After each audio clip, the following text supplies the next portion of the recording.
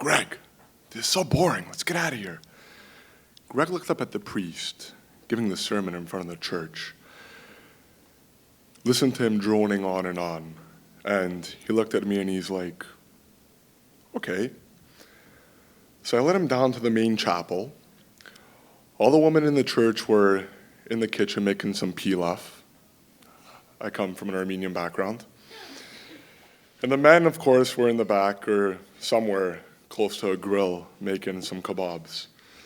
And everyone else was in the rec room, which left me to think I knew that we were free to do whatever we want. So we go to the main chapel. Greg follows me in first, and a few other boys our age come in too. We were all desperate to do something crazy. I mean, we were 12 years old. What do 12-year-olds do, right? So we naturally stood in a circle, and that's when I looked at Greg dead in the eyes. And I'm like, Greg, punch me in the face. And it wasn't that weird. I'm like, punch me as hard as you can. And it wasn't weird because, you know, boxing's a sport. We're young, a lot of testosterone. I mean, basically it was an underground church fight club, but it just wasn't that organized. There wasn't any adult supervision, but it was pretty legitimate. I swear it was, almost every Friday night. Besides all this, we'd been drinking. Now, not the altar wine, but we had found the stash of Smirnoff Ice that the church used during its parties. So, you know, we weren't the only ones that liked to party. So, I was the only one in my church who got picked out as a source for all the trouble. And sure, I made the church evacuate sometimes. Happened twice. Can't speak about it. That time when everybody thought that I was missing alongside with Greg. It was like Batman and Robin, only to realize that we were on the roof of the community center. And you know, but honestly, it was all kid stuff. And I was bored at church. I mean, who wouldn't be, right? At least at 12 years old. So it seemed like as much as I thought that it was fine, and a few cool adults thought it was fine, not everyone did so.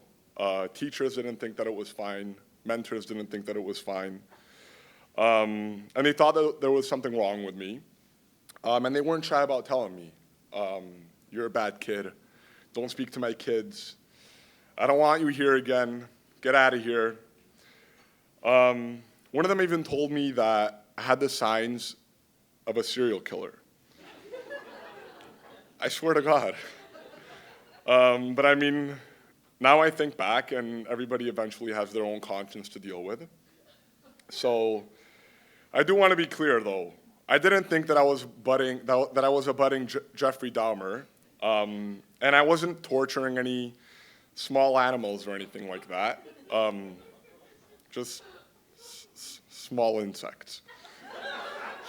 But you know, when someone tells you that you're bad, when everyone tells you that you're bad, it sinks in. And I did poorly in school because, you know, who cares? And I probably was just going to end up in jail anyways, right? Because that's what I'd hear. But that's how my story might have gone. So as these things progressed, a weird thing that my parents pushed on to me more is that they got me involved into the church even more. Was always an altar boy. Even though they were embarrassed and didn't know what to do with me either, just like everyone else. I'd go to the principal's office, and you know, the principal would go like, why did he send you to me? Well, like, what do they want me to do with you? But I guess my parents and a few others still had some faith in me. So right when they got me more involved, this new priest shows up, who sees me pulling away, and he reached out to me. And one of the first things he did is he asked for the choir director to teach me a few solos. And he himself took the time to teach me a few solos in his small little office. And the priest basically made it easier for everyone to deal with me. Every time I was a nuisance, I would somehow end up with him, and he had this very strange calming effect on me. I guess, when they say that when you truly do love kids, when you truly do show love, kids realize. So he would give me odd jobs around the church. He would just trust me to do them. He didn't give me a lot of pep talks or anything, but he just treated me like I was a good kid. And around him, I was a good kid. He loved to sing. He had become a priest early in his life, but he was such a great musician that his monasteries had sent him to Juilliard. And eventually, he brought his education to me, again, at a very young age, and taught me how to sing. He'd give me solos at church, and he even sent me to the Royal Conservatory of Music in Toronto and paid out of his own pocket in order for me to have private lessons, to be trained as a classical singer. But even then, I didn't go to classes because who likes classical music, right?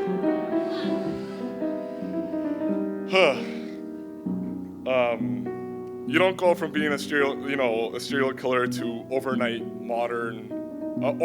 model citizen. But one thing that I did love is singing.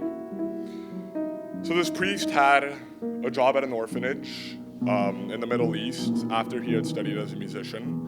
And his true love for kids, his experience with kids grew. And I guess I felt that. And he started teaching me a lot of songs. And one of the songs that he taught me is this one that I'll be singing for you.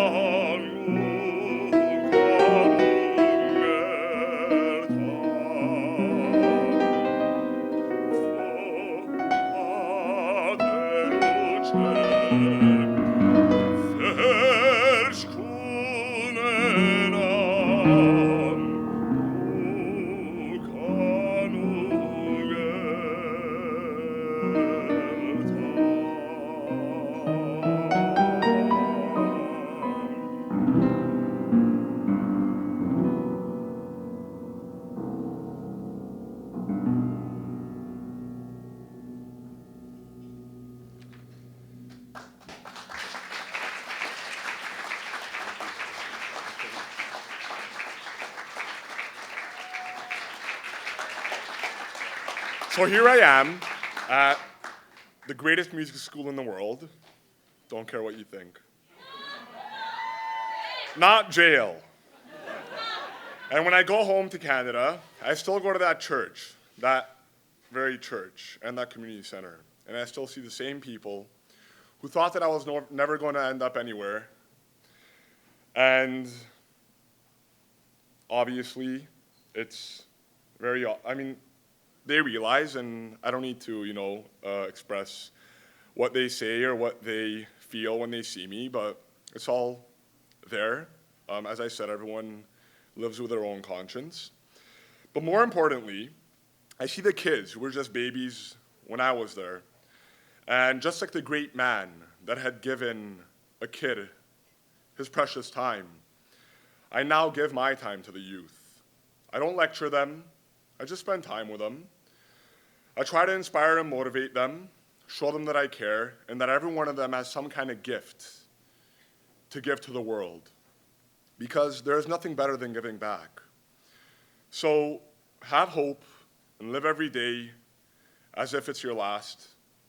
Live every day as if you will not wake up again. Because that is only when you will succeed. Love, and hopefully you will eventually give with what you have created with you, yourself. Just like this priest gave me his love and respect from the get-go, I'd like to give my very special thanks from a very special place to Bishop Merrick Parikin. Thank you.